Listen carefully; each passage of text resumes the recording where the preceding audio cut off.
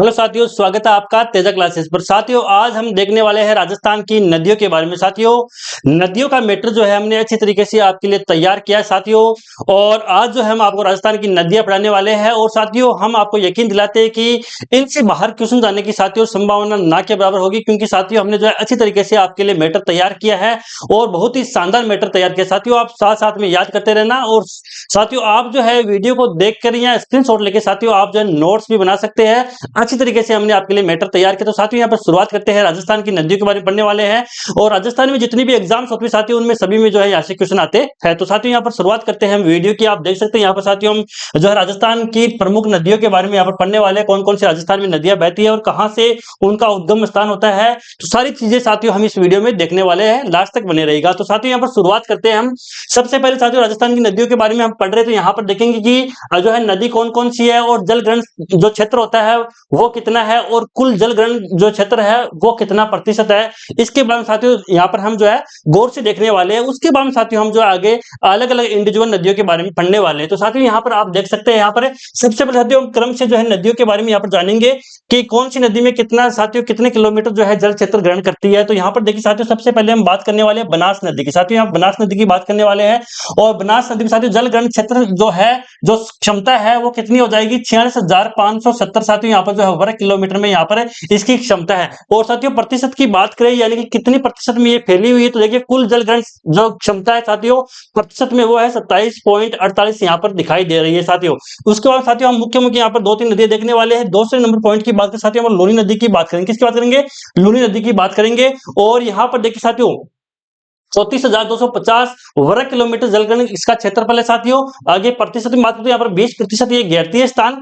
उसको साथियों 30 नंबर बात करेंगे यहाँ पर चंबल नदी की। चंबल नदी जो है ये 29,110 है और यहाँ पर जो है 17.18% ये घेरती है।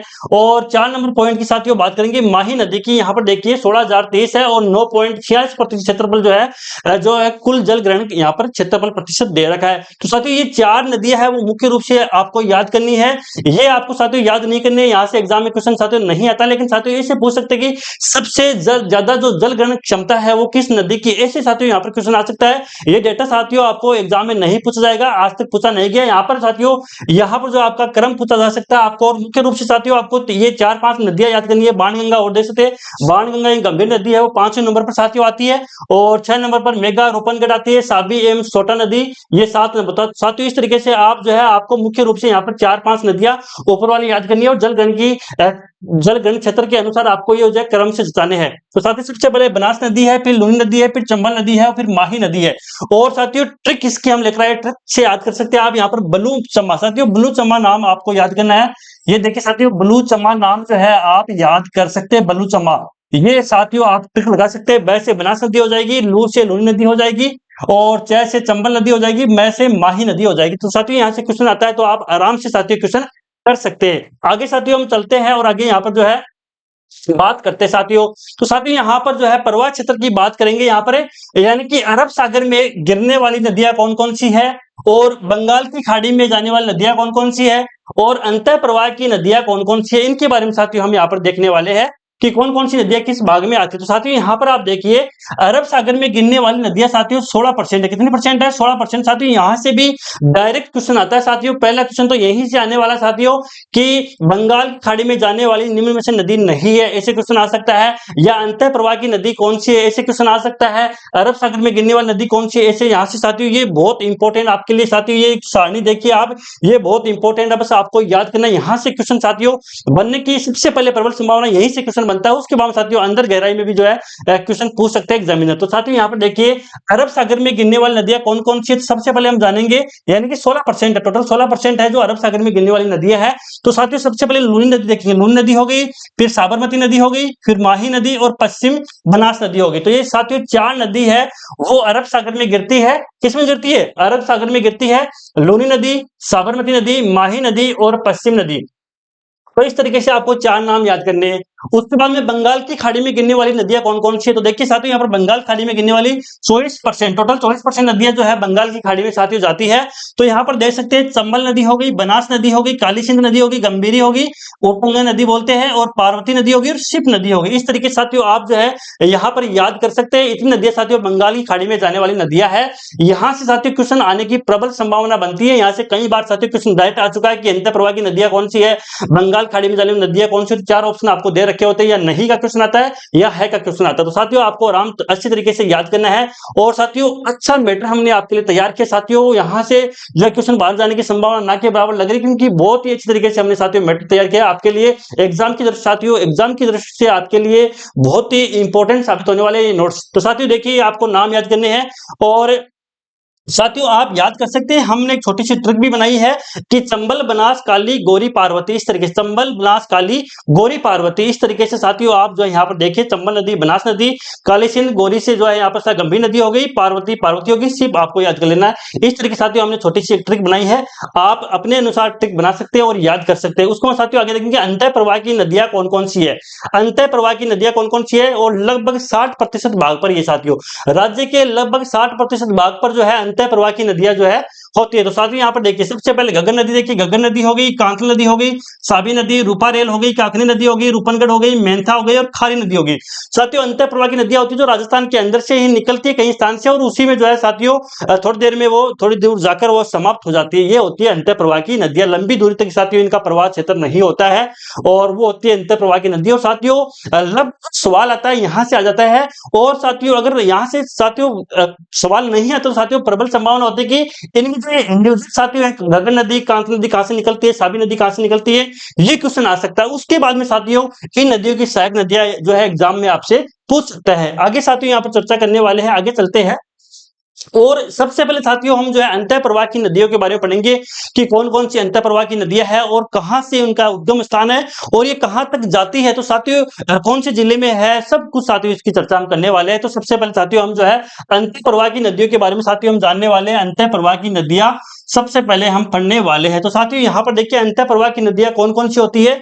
वे नदियां जो कुछ दूरी तक प्रवाहित होकर रेत या भूमि में समाहित हो जाती है, इनका उद्गम स्थल निश्चित होता है लेकिन समाप्ति स्थल है वो निश्चित नहीं होता। जी हाँ साथियों आप देख सकते हैं जो अंतः प्रवाह की नदियां होती है इनका जो उद्गम स्थल है वो तो निश्चित होता है कि भाई यहाँ से ये निकल रही है, लेकिन साथियों ये कहाँ जाकर समाप्त होगी इसकी कोई निश्चित साथियों निश्चित समाप्ति जो स्थल है वो नहीं है। तो ये बहुत इंपॉर्टेंट साथियों एग्जाम में यहाँ से क्वेश्चन आने की प्रबल संभावना साथियों रहती है। हमने बता दिया साथियों आपको कि कहाँ से जो है क्वेश्चन एग्जाम में आ सकता है, किस तरीके से क्वेश्चन जो एग्जामिनर है वो पूछ सकता है, सारी चीजें साथियों हम डिस्कस साथ साथ में कर रहे हैं। तो साथियों आगे यहाँ पर चर्चा करने वाले, आगे देखिए साथियों यहाँ पर सबसे पहले घग्गर नदी के बारे में जानेंगे। ये घग्गर नदी है वो किस क्षेत्र में फैली हुई है, कहां से निकलती है। देखिए साथियों 465 किलोमीटर का प्रवाह क्षेत्र राजस्थान में घग्गर नदी का। सबसे पहले घग्गर नदी पढ़ रहे हैं हम। इसको साथियों मृत नदी भी बोलते हैं और द्रस्तवती नदी भी बोलते हैं, प्राचीन सरस्वती भी साथियों इस नदी को बोलते हैं। तो साथियों ये इसके उपनाम है, मृत नदी, द्रस्वती नदी और प्राचीन सरस्वती, इस नदी को घग्गर नदी को साथियों बोलते हैं। उसके बाद साथियों यहाँ पर देखिए आप राजस्थान का एक बार हम मैप देखते साथियों, ये साथियों यहाँ पर देख सकते गंगानगर, हनुमानगढ़ साथियों ये हो गया। इस तरीके से हम राजस्थान का अगर मैप देखें साथियों तो आप मैप देख सकते हैं। यहाँ पर देखिए साथियों ये हनुमानगढ़ है साथियों। यहाँ पर देखिए ये जो है टिब्बी टिब्बी नामक स्थान से राजस्थान में ये प्रवेश करती है। शिवालिक की पहाड़ियां, कालका, हिमाचल प्रदेश साथियों ये नदियां निकलती है। कहां से निकलती है, शिवालिक की पहाड़ियां, कालका, हिमाचल प्रदेश से ये नदी निकलती है। और राजस्थान में साथियों टिब्बी नामक स्थान है हनुमानगढ़ में, वहां पर साथियों ये राजस्थान में क्या करती है, प्रवेश करती है। राजस्थान में कहां से प्रवेश करती है, टिब्बी नामक स्थान से जो हनुमानगढ़ में है वहां से प्रवेश करती है राजस्थान में। और ये शिवालिक की पहाड़ियां, कालका, हिमाचल प्रदेश से निकलती है। और साथियों उसके बाद ये देखिए साथियों दो जिलों में होकर, यानी कि गंगानगर और हनुमानगढ़, हनुमानगढ़ और गंगानगर में साथियों ये दो जो है जिलों में बहती है। उसके बाद में साथियों ये जो है फोर्ट अब्बास पाकिस्तान तक चली जाती है। साथियों कहां जाती है, फोर्ट अब्बास पाकिस्तान तक चली जाती है। तो साथियों क्वेश्चन यहां से ये भी आ सकता है कि ऐसी कौन सी नदी है जो पाकिस्तान तक जाती है, फोर्ट अब्बास पाकिस्तान तक जाती है, वो है घग्गर नदी। और घग्गर नदी राजस्थान में कहां प्रवेश करती है साथियों, तो देखिए टिब्बी हनुमानगढ़ में साथियों ये प्रवेश करती है। उसके बाद में साथियों हम आगे यहाँ पर चर्चा करने वाले, आगे साथियों यहाँ पर देखिए और यहाँ पर चर्चा करते हैं घग्गर नदी के बारे में साथियों, ये कहां से निकलती है इसके बारे में साथियों हमने जो आपको पढ़ा दिया है। साथियों यहाँ पर हम जो है देखने वाले हैं कि ये जो नदी है इसकी क्या-क्या विशेषताएँ साथियों इसमें दे रखी है उसके बारे में साथियों यहाँ पर चर्चा करने वाले। देखिए साथियों, हनुमानगढ़ में तल जो है नाली कहलाता है, यानी कि घग्गर नदी का जो तल है वो हनुमानगढ़ में उसको नाली कहते हैं। क्या बोलते हैं साथियों? नाली कहते हैं। और पाकिस्तान में इस नदी को जो है हकरा के नाम से जाना जाता है। किसके नाम से? हकरा के नाम से। तो पाकिस्तान में घग्गर नदी को हकरा जो है नदी के नाम से साथियों जाना जाता है। उसके बाद साथ देखिए, कालीबंगा व रंगमहल स्थल जो है हनुमानगढ़ में इसी नदी के किनारे स्थित है। तो साथियों यहाँ पर जो सभ्यता का जो क्वेश्चन है वो भी आ गया है। और साथियों ये क्वेश्चन भी बहुत इंपॉर्टेंट है कि कालीबंगा जो है वो किस नदी के किनारे स्थित है। तो आपको वो नदी साथियों आपने देखी घग्गर नदी के किनारे स्थित है। और साथ में साथियों कहाँ स्थित है? हनुमानगढ़ में। कहाँ पर है? हनुमानगढ़ में। तो कालीबंगा व रंगमहल स्थल जो है हनुमानगढ़ में इसी नदी के किनारे स्थित है। किसके नदी? जो सरस्वती नदी इसको बोलते हैं, प्राचीन सरस्वती घग्गर नदी हो गई। तो इस तरीके से साथियों आपको ये याद करना है। साथियों यहाँ से क्वेश्चन जो है बाहर जाने की संभावना ना के बराबर साथियों अच्छी तरीके से आपके लिए मैटर लेकर आए। बस आपको याद करना है और वीडियो को अच्छी तरीके से समझना है, देखना है। नोट्स बनाना चाहो तो साथियों नोट्स भी बना सकते हैं। अभी राजस्थान में कई भर्ती चल रही है साथियों, उनमें बहुत इंपॉर्टेंट साबित होने वाला है ये टॉपिक आपके लिए, क्योंकि नदी क्वेश्चन साथियों अपवाद अंतर है वो लगभग जो एग्जाम्स के सिलेबस में साथियों होता है। आगे देखिए, राजस्थान में 2 जिलों में ये साथियों ये जो है यहाँ पर प्रवाहित होती है। कौन सी नदी साथियों? 2 जिलों में होती है, गंगानगर और हनुमानगढ़। हमने आपको बता दिया था कि गंगानगर और हनुमानगढ़ में साथियों ये दो जिलों में ही है। उसके बाद साथियों आगे, राजस्थान की आंतरिक प्रवाह की सबसे लंबी नदी माना जाता है। तो साथियों ये भी इंपॉर्टेंट है, क्वेश्चन यहाँ से आ सकता है कि राजस्थान की आंतरिक प्रवाह की सबसे लंबी नदी कौन सी है? कौन सी सबसे लंबी नदी कौन सी है? घग्गर नदी। कौन सी है साथियों? घग्गर नदी जो है सबसे लंबी नदी है आंतरिक प्रवाह की दृष्टि से साथियों। आगे देखिए, इसमें बाढ़ आने पर इसका पानी जो है पाकिस्तान के फोर्ट अब्बास तक चला जाता है। जी हाँ साथियों, आप देख सकते हैं अगर इस नदी में बाढ़ आता है, ज्यादा मात्रा जो है पानी की हो जाती है तो साथियों इसमें बाढ़ आता है। और उस बाढ़ आने से साथियों ये पानी जो है फोर्ट अब्बास पाकिस्तान तक भी चला जाता है। हमने आपको बताया साथियों कि ये जो है शिवालिक, कालका शिवालिक हिमाचल प्रदेश साथियों निकलती है। उसके बाद 2 जिलों में, राजस्थान के 2 जिलों में ये होकर यहाँ से साथियों ये जो है पाकिस्तान चली जाती है। कहां चली जाती है? पाकिस्तान फोर्ट अब्बास तक चली जाती है। और यहाँ पर टीबी नाम के स्थान हनुमानगढ़ में साथियों ये प्रवेश करती है। तो इस तरीके साथियों हमने जो है क्या देखा, घग्गर नदी के बारे में साथियों हमने यहाँ पर देख लिया है। और साथियों यहां से क्वेश्चन बाहर जाने की संभावना ना के बराबर है। घग्गर नदी का हमने जो है आपको इस तरीके से करवा दिया है। बस आपको साथियों याद करना है। नोट्स बनाना चाहो तो नोट्स भी आप बना सकते हैं। आगे देखिए साथियों, दूसरे नंबर की जो नदी है उसके बारे में बात करेंगे, वो है कांतली नदी। कौन सी नदी साथियों? कांतली नदी के बारे में साथियों यहाँ पर चर्चा करने वाले हैं कि कांतली नदी जो है इसका उद्गम स्थान कहाँ है और कहाँ से ये निकलती है, सारी चर्चा साथियों इस वीडियो में हम करने वाले। तो साथियों यहाँ पर देखिए, कांतली नदी का जो उद्गम स्थल है वो है खंडेला की पहाड़ियां सीकर से। कहां से साथियों? कुंडेला की पहाड़ियां सीकर से जो है इसका उद्गम स्थान है। किसका उद्गम स्थान है? कांतली नदी का। तो प्रश्न यही बनता है साथियों कि कांतली नदी का उद्गम स्थान है तो कहां है? खंडेला की पहाड़ियां सीकर, ये आपको ऑप्शन में मिल जाएगा। उसके बाद साथियों इसका प्रवाह क्षेत्र कौन कौन से जिलों में है? तो देखिए यहाँ पर सीकर, झुंझुनू, चूरू की सीमा पर ये समाप्त हो जाती। तो 3 जिलों में साथियों ये जो है इसका क्षेत्र फैला हुआ है। सीकर, झुंझुनू और चूरू 3 जिलों में फैला हुआ है। यहाँ पर साथियों डायग्राम के माध्यम से आप देख सकते हैं, यहाँ पर ये सीकर हो गया, ये झुंझुनू हो गया, ये चूरू हो गया। तो साथियों यहाँ पर खंडेला की पहाड़ी यहाँ से जो साथियों ये निकलती है और उधर जाकर साथियों यहाँ से जो है राजस्थान से बाहर चली जाती है। आगे देखिए साथियों, इसका जो प्रवाह क्षेत्र है वो तोरावाटी कहलाता है। साथियों ये भी क्वेश्चन आया हुआ है एग्जाम में कि कांतली नदी का प्रवाह क्षेत्र है वो क्या कहलाता है? तो साथियों क्या कहलाता है? तोरावाटी कहलाता है। क्या कहलाता है? तोरावाटी कहलाता है। तो ये भी इंपॉर्टेंट साथियों पॉइंट होने वाला है। आगे देखिए साथियों, सबसे इंपॉर्टेंट है गणेश्वर सभ्यता इसी नदी के किनारे पर बसी हुई है। साथियों गणेश्वर सभ्यता कहाँ है? सीकर में है और इसी नदी के किनारे पर बसी हुई है। तो साथियों यहाँ पर सभ्यता का क्वेश्चन भी यहाँ से जो आपकी कवर हो रहा है साथ साथ में। तो गणेश्वर सभ्यता कांतली नदी के किनारे पर बसी हुई है और साथियों ताम्रयुगीन सभ्यताओं की जननी है। कौन है? गणेश्वर सभ्यता जो है वो ताम्रयुगीन सभ्यताओं की जननी, क्योंकि साथियों यहाँ पर तांबा जो है अधिक मात्रा में प्राप्त होता है। उसके बाद देखिए आगे, झुंझुनू को ये 2 भागों में बांटती है। किसको बांटती है? झुंझुनू जिले को कांतली नदी जो है वो 2 भागों में बांटती है। ये भी आपको याद रखना है कि कौन सी नदी जो है झुंझुनू को 2 भागों में बांटती है। आगे देखिए साथियों, यहां से ये तो बहुत इंपॉर्टेंट होने वाला है, ये तो आप इंपॉर्टेंट यहां से लगा लीजिए और अभी साथ में याद कर लीजिए कि पूर्णतः राजस्थान में बहने वाली आंतरिक प्रवाह की सबसे लंबी नदी कौन सी है? लगभग 100 किलोमीटर साथियों इसकी लंबाई है। तो कौन सी है? कांतली नदी। कौन सी है? पूर्णतः राजस्थान में बहने वाली आंतरिक प्रवाह की सबसे लंबी नदी कौन सी है? कांतली नदी है। और साथियों पिछले में हम देखा कि घग्गर नदी के बारे में कि राजस्थान की सबसे जो लंबी नदी है वो कौन सी है, तो साथियों वो तो है कौन सी, यहाँ पर घग्गर नदी हो गई। वो क्यों है, क्योंकि साथियों वो राजस्थान से बाहर भी जाती है। तो यहाँ पर पूर्णतः बात की क्या है साथियों, यहाँ पर एक ही चीज का अंतर आ रहा है कि पूर्णतः केवल ये राजस्थान में ही बहती है, बाहर साथियों नहीं जाती। तो पूर्णतः राजस्थान में बहने वाली आंतरिक प्रवाह की सबसे लंबी नदी कौन सी है, यहाँ पर कांकरी नदी है साथियों, और ये सिक्कर में साथियों है। तो यहाँ पर आपको क्या करना है साथियों, इनमें कंफ्यूज नहीं होना है, पूर्णतः में आपको कंफ्यूज नहीं होना है। यहाँ से क्वेश्चन साथियों आपको आपके जो एग्जाम में आ सकता है, और कंफ्यूज साथियों यहाँ से हो सकते हो। तो आपको बार बार साथियों इस चीज को देखना है और कंटेस्ट याद करना है। आगे देखिए साथियों, आगे बात करेंगे तीसरी नदी की बात हम करने वाले हैं। कौन सी नदी है, साबी नदी। कौन सी नदी है, साबी नदी के बारे में साथियों यहाँ पर हम बात करने वाले हैं कि साबी नदी जो है कहां से निकलती है और क्या क्या इसकी प्रोसेस साथियों। तो आगे देखिए साथियों यहाँ पर उद्गम, इसका साबी नदी का उद्गम स्थान साथियों कहां पर है, तो देखिए यहाँ पर शेवर की पहाड़ियां जयपुर। कहां पर है साथियों, शेवर की पहाड़ियां जयपुर में साबी नदी का उद्गम स्थान है। आगे देखिए साथियों इसका प्रवाह क्षेत्र कहां, यानी कि ये कहां पर है जो है, तो साथियों यहाँ पर जयपुर और अलवर में साथियों ये नदी मुख्य रूप से देखने को मिलती है। और प्रमुख रूप से देखें तो साथियों ये अलवर में बहती है, थोड़ी बहुत जयपुर में बहती है, और उद्गम स्थान है सेवर की पहाड़ियां जयपुर। तो साथियों यहाँ पर ये देख सकते हैं जयपुर हो गया और ये अलवर हो गया, उसको साथियों यहाँ पर जो इधर हरियाणा आ जाता है। तो साथियों एक ट्रिक हमने देखी है, यहाँ पर ट्रिक से भी याद कर सकते हैं कि अगर किसी की याद नहीं हो रही तो देखिए सब सेव खाओ। क्या है साथियों, सब सेव खाओ, यानी कि सह से साबी नदी हो जाएगा, सेव से क्या हो गया, सेवर की पहाड़ियां जयपुर। आपको एक से ट्रिक याद करना है, और साथियों ट्रिक जो है आपको एक दो बार ऐसे बोलना है और साथ साथ पढ़ो तब याद करनी है, ताकि जब एग्जाम में साथियों क्वेश्चन आए तो ये क्लिक ऑटोमेटिक साथियों हमारे दिमाग में ये क्लिक हो जाती है और हमें जो है क्वेश्चन हल करने में सहायता मिलती है। तो साथियों यहाँ पर देखिए सब सेव खाओ, यानी कि साबी नदी, सेव से सेवर की पहाड़ियां जयपुर आपको याद करना है।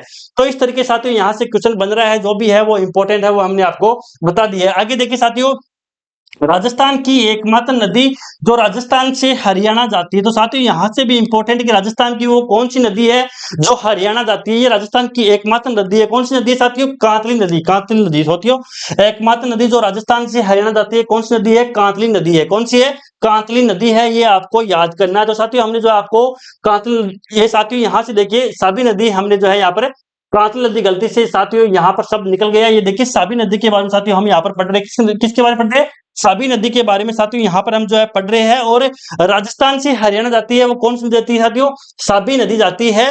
तो यहाँ पर साथियों ये जो है कांतली नदी के बारे में हम बात यहाँ पर साथियों नहीं करे, वो हमने पिछले जो स्लाइड में कर लिया था। यहाँ पर साथियों हम साबी नदी की बात कर रहे हैं। राजस्थान की एकमात्र नदी है जो राजस्थान से हरियाणा के लिए जाती है, तो ये साथियों साबी नदी है। उद्गम स्थान सेवर की पहाड़ियां जयपुर हो जाएगा, प्रवाह क्षेत्र जयपुर और अलवर हो जाएगा। इस तरीके से साथियों आपको याद करना है।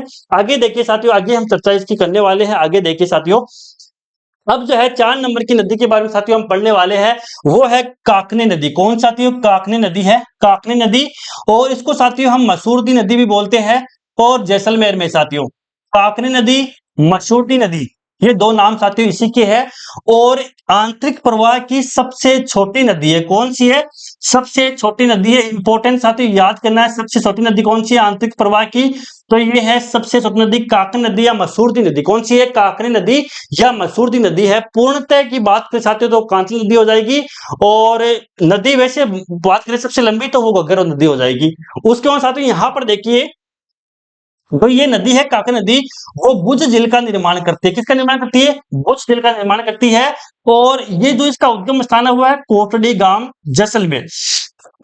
कहां है साथियों, कोटड़ी गांव जैसलमेर में इस नदी का, काकनी नदी मसूरदी नदी का उद्गम स्थान साथियों वो है कोटड़ी गांव जैसलमेर में है। और ये नदी जो है साथियों ये भुज झील का निर्माण करती है। किसका निर्माण करती है साथियों, भुज झील का जो है ये निर्माण करती है। कौन करती है, ये जो है काकनी नदी या मसूरदी नदी जो है भुज झील का निर्माण करती है। उसके बाद साथियों जो भी यहाँ पर काकनी नदी के बारे में इंपॉर्टेंट है साथियों वो लिखा दिया है, यहाँ से ही साथियों क्वेश्चन आपके बन जाएगा। आगे देखिए साथियों, आगे जो है हम पढ़ने वाले 5 नंबर की नदी साथियों, कौन सी नदी होने वाली यहाँ पर देखिए साथियों, ये है रूपा रेल नदी। कौन साथियों, रूपा रेल नदी के बारे में हम देखने वाले हैं। इसको जो है साथियों वरा है, लसावरी या रूप नारायण भी कहते हैं। क्या बोल साथियों, इसकी ये उपनाम है, यानी कि रूपा रेल नदी को साथियों हम जो है वराह बोल सकते हैं, लसावरी बोल सकते हैं, और रूप नारायण भी साथियों इसको बोल सकते हैं। क्या बोल सकते हैं साथियों, रूपा रेल नदी को वराह है, लसावरी या रूप नारायण नदी भी साथियों हम इसको बोल सकते हैं। तो साथियों आगे देखिए, इसका उद्गम स्थान कौन सा, उद्गम स्थान के बारे में साथियों हम चर्चा करने वाले हैं। देखिए उद्गम स्थान कौन सा है इसका, रूपारेल नदी का उदयनाथ की पहाड़िया अलवर। कहां से है, अलवर से इसका उद्गम स्थान है। किसका है, रूपारेल नदी का जो यहाँ पर उद्गम स्थल है साथियों वो है उदयनाथ की पहाड़िया अलवर में। और रूपारेल नदी को वराह, लसावरी या रूपनारायण नदी भी कहते हैं। और साथियों ट्रिक है कैसे याद करें कहां से निकलती है, तो साथियों देखिए यहाँ पर उदयनाथ का रूप क्या है साथियों, उदयनाथ का रूप। बार बार साथियों एक दो बार इस ट्रिक को आप बोलोगे याद करोगे तो साथियों ये याद हो जाएगा। उदयनाथ का रूप यानी कि उदयनाथ की पहाड़िया रूप से हो गया रूपारेल नदी, क्या हो गया, रूप से रूपारेल नदी हो गया। और उदयनाथ की पहाड़ियां कहाँ हैं, अलवर में। कहां पर है, अलवर में। तो रूपारेल नदी को वराह, लसावरी, रूपनारायण बोलते हैं। उदयनाथ की पहाड़ियां अलवर से इसका उद्गम स्थान है। तो देखिए साथियों यहाँ पर देखिए ये भरतपुर, साथियों यहाँ पर भरतपुर है, ये इसका उद्गम स्थान है, ये भरतपुर में साथियों जाती है। यहाँ पर देखिए ये लोहागढ़ है, क्या है, लोहागढ़ है। और ये सुजानगंगा जो सुजानगंगा नहर साथी ये है। और यहाँ पर जो है मोती झील बांध बना हुआ, क्या बना साथी, यहाँ पर मोती झील बांध बना हुआ है भरतपुर में। भरतपुर की जो है लाइफ लाइन यानी कि जीवन रेखा साथियों कौन सी है, मोती झील बांध जो है वो भरतपुर की लाइफ लाइन है। क्या साथियों, भरतपुर की लाइफ लाइन है। और यहाँ का पानी जो साथियों सुजान गंगा नहर में जाता है और लोहागढ़ तक साथियों इसका पानी जाता है। वहां पर भी साथियों यहाँ पर ये यूज होता है। लोहागढ़ की साथियों हम बात करें, लोहागढ़ कहाँ है साथियों, लोहागढ़ भरतपुर में है। आगे साथियों यहाँ पर चर्चा करने वाले हैं। आगे देखिए रूपारेल नदी के बारे में साथियों अभी और पढ़ना है हमें। तो यहाँ पर देखिए आप रूपारेल नदी अलवर और भरतपुर में साथियों इसका प्रवाह क्षेत्र है। कहां पर है, दो जिलों में है। रूपारेल नदी का अलवर और भरतपुर में साथियों इसका क्या है, प्रवाह क्षेत्र है। इसी नदी के किनारे नौवा स्थल भरतपुर की खोज हुई। तो साथियों यहाँ पर जो है सभ्यता का एक बार फिर से क्वेश्चन आ चुका है कि नौवा स्थल कहां पर है, भरतपुर में। कहां पर है नौवा स्थल, भरतपुर में है। तो ये भी साथियों यहाँ पे क्वेश्चन आ सकता है कि नौवा स्थल किस नदी के किनारे पर स्थित है। तो आपको कौन सी नदी साथियों, रूपारेल नदी यहाँ पर आंसर करना है।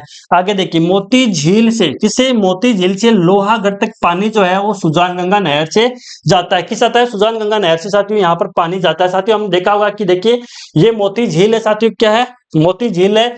और इस झील से सुजानगंगा नहर के माध्यम से जो पानी है वो लोहागढ़ में जाता है। किसमें आता है, लोहागढ़ में जाता है। तो साथियों ये भी आपको याद रखना किसके माध्यम से लोहागढ़ में जो है पानी यहाँ से जाता है। तो ये जो है साथियों किसके माध्यम जाता है, मोती झील से लोहागढ़ तक पानी जो है सुजानगंगा नहर के माध्यम से जाता है। तो ये भी साथियों आपको याद करना है। आगे देखिए साथियों 6 नंबर पॉइंट की हम बात करने वाले हैं। 6 नंबर पॉइंट पर साथियों नदी है, कौन सी नदी है, रूपनगढ़ नदी। कौन सी नदी साथियों, रूपनगढ़ नदी के बारे में हम पढ़ने वाले हैं। रूपनगढ़ नदी के बारे में साथियों देखने वाले हैं। उद्गम स्थान किसका है, सलेमाबाद अजमेर। कहां पर है, सलेमाबाद अजमेर। ये आपको याद करना है साथियों। अक्सर क्वेश्चन जो है उद्गम स्थल से ही पूछ जाते हैं कि इस नदी का उद्गम स्थल कहाँ है, और सहायक नदियों के बारे में पूछ लेते हैं साथियों। तो ये आपको याद करना है कि उद्गम स्थान या कहां से ये नदियां निकलती है। तो देखिए साथियों रूपनगढ़ जो नदी है उसका उद्गम स्थान जो है वो सलेमाबाद अजमेर है। कहां पर है, सलेमाबाद अजमेर है। इस नदी के किनारे निम्बार्क संप्रदाय की प्रमुख पीठ सलेमाबाद है। तो साथियों निम्बार्क संप्रदाय की जो प्रमुख पीठ है वो कहां पर है, वो है सलेमाबाद अजमेर। तो यहाँ पर संत संप्रदाय भी साथियों एक क्वेश्चन बन रहा है। और ये क्वेश्चन भी साथियों संत संप्रदाय में बहुत इंपॉर्टेंट है, वहां से साथियों क्वेश्चन आता है। तो निम्बार्क संप्रदाय किस नदी के किनारे पर बसा हुआ है, तो साथियों रूपनगढ़ नदी सलेमाबाद अजमेर में। ये आपको आंसर करना। आगे देखिए साथियों सांबर झील में, किसमें, सांबर झील में दक्षिण से मिलने वाली नदी। तो सांबर झील साथियों, सांबर झील जयपुर में है। और उसमें साथियों दक्षिण से यानी कि दक्षिण से मिलने वाली नदी कौन सी है साथियों, रूपनगढ़ नदी है। कौन सी, रूपनगढ़। ये साथियों दक्षिण हो गया। और ऊपर जाएंगे तो ये जो है दक्षिण से चलकर ये जयपुर में जाएगी साथियों। यहाँ पर कौन सी है, सांबर झील है।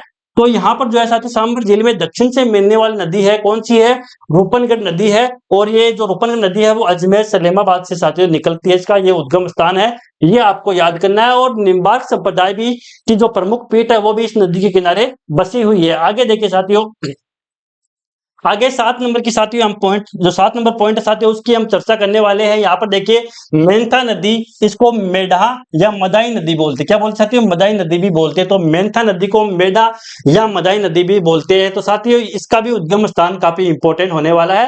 तो साथियों यहाँ पर देखिए मेंथा नदी का उद्गम स्थान कहां पर है, मनोहरपुरा की पहाड़ियां जयपुर से इसका उद्गम स्थान। कहां साथियों, कहां से निकलती है, मनोहरपुरा की पहाड़ियां जयपुर से साथियों ये नदी निकलती है। और साथियों यहाँ पर एक ट्रिक की बात करें तो साथियों यहाँ पर ट्रिक है मेम नाम से साथियों आप ट्रिक याद कर सकते हैं। आपको मेम याद करना है, मे से मनोहर मेंथा नदी हो जाएगी और मैं से जो है मनोहरपुरा की पहाड़ियां कहां पर है साथियों, जयपुर में। कहां पर साथियों, जयपुर में हो जाएगा। तो इस तरीके से साथियों आपको यहाँ पर जो है याद करना है। तो मनोहरपुरा की पहाड़ियां कहां पर है, जयपुर में है। और मेंथा नदी मेढा या मदाई नदी जो साथियों इसको बोलते हैं, ये आपको साथियों यहाँ पर याद करना है। इसका उद्गम स्थान साथियों आप आराम से देख लीजिएगा, क्वेश्चन यहां से आता है। और साथियों ये जो है सांबर झील, क्या है साथियों, सांबर झील की यहाँ पर चर्चा करने वाले कि सांबर झील को राजस्थान में आंतरिक प्रवाह तंत्र का सर्वश्रेष्ठ उदाहरण मानते। क्या मानते साथियों, सांबर झील को राजस्थान में आंतरिक प्रवाह क्षेत्र का सबसे जो है सर्वश्रेष्ठ उदाहरण यहाँ पर मानते हैं। किसको मानते हैं, सांबर झील को आंतरिक प्रवाह का सर्वश्रेष्ठ जो है उदाहरण मानते हैं। तो साथियों किस तरीके से मानते हैं, देखिए एक बार यहाँ पर देखिए साथियों, ये जयपुर में क्या है, सांबर झील है। क्या है साथियों, ये जो है जयपुर में सांबर झील है। क्या है, सांबर झील है। और साथियों इस सांबर झील की क्या क्या विशेषताएं है और उसमें कौन कौन सी नदियां जो है आकर मिलती है, उस पर देखिए साथियों।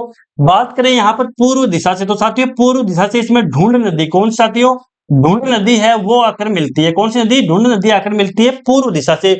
और बात करें साथियों उत्तर दिशा से, तो उत्तर दिशा से साथियों इसमें मेंथा नदी आती है, एक खारी नदी। दो नदियां साथियों इसमें मिलती है। किसमें मिलती है, सांबर झील में। एक तो खारी नदी साथियों, एक है मेंथा नदी। ये दो नदियां साथियों इस सांबर झील में मिलती है। और यहां से साथियों बात करें, यहां पर जो है उत्तर पश्चिम की साथियों बात करें, तो यहां से साथियों इस सांबर झील में खंडेला से साथियों नदी जो है निकलती है। कौन सी निकलती है, कांकरी नदी साथियों निकलती है। और दक्षिण से साथियों बात करें, दक्षिण से तो यहाँ पर रूपनगढ़ नदी, कौन सी साथियों, रूपनगढ़ नदी जो है दक्षिण से इस नदी में, इस झील में साथियों प्रवेश करती है, सांबर झील में। तो साथियों 1 2 3 4 5 नदियां साथियों इसमें मिलती है। इसलिए इसको क्या बोलते हैं, सांबर झील को राजस्थान में आंतरिक प्रवाह का सर्वश्रेष्ठ उदाहरण साथियों मानते हैं, इसीलिए मानते हैं। तो साथियों आपको ये यहाँ पर याद करनी है।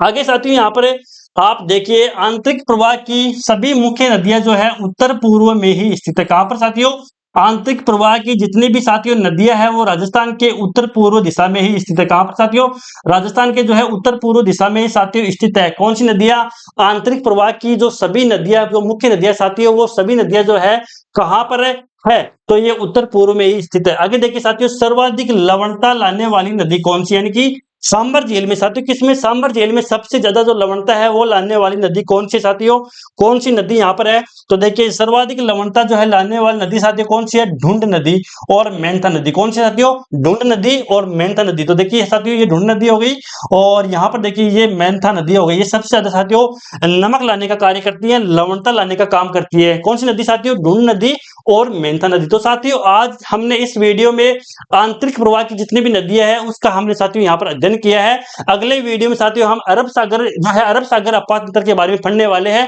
तो साथियों जो आंतरिक प्रवाह की जो नदियां हैं इनसे बाहर साथियों आपके एग्जाम में क्वेश्चन नहीं आने वाला है। अच्छी तरीके से हमने मैटर तैयार किया है, बस आपको याद करा जितने भी इंपॉर्टेंट फैक्ट साथियों हमने आप सबको जो है यहाँ पर लिखा दिया है, पढ़ा दिया है, बस आपको यही याद करना है साथियों। और साथियों अगला जो है वीडियो है वो जल्द आपके सामने आने वाला है। तब तक के लिए साथियों आप चैनल को सब्सक्राइब कर लीजिए। धन्यवाद।